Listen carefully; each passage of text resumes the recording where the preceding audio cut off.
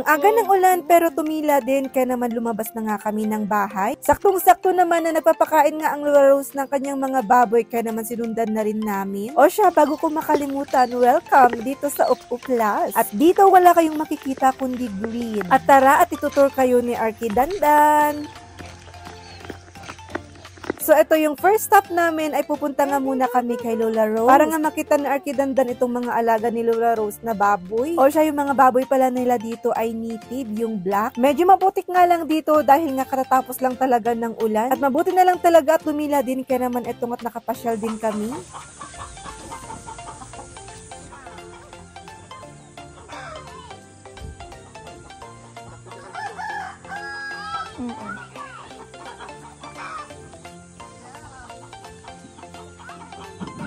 So, ito yung mga alaga ni Lola Rose, dalawang baboy. At andito rin yung kanilang inahin. At dito naman banda, syempre hindi sa amin yan, sa mga kapitbahay yan. Sige lang.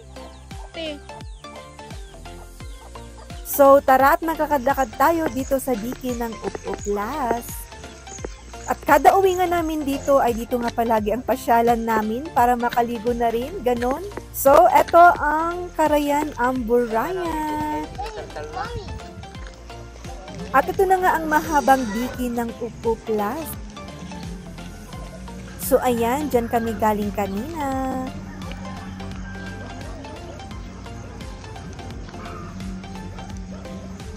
At kapag nga nandito kami, wala na lang talaga kami masabi kundi nga ang ganda. At ito nga palang bundok na magkabilaan ay bundok nga ng La Union at Ilocos. So, yung pinaka-boundary niya ay ito nga ang Carayan Amburayan. So, ayan, yung bundok na yan ay Ilocos na. Hanggang dun, ayan, bundok yan ng Ilocos.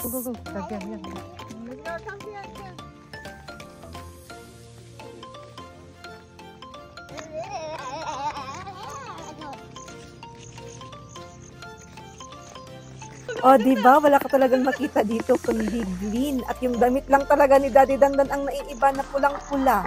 Kares. Pero ayan, diba ang ganda? Nakaka-relax. Puro green, green, green.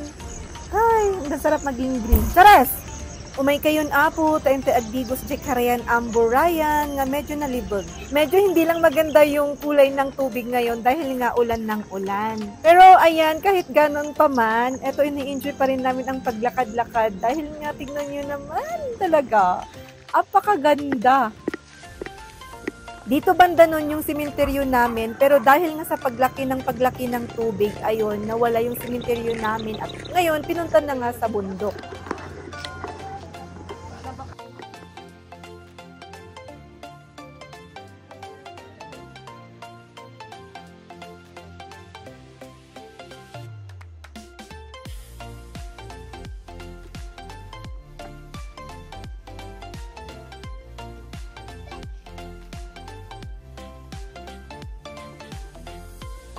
So, yun lang mga mema ko. Thanks for watching. Thank you so much, Lord. See you sa part 2 ng videong ito.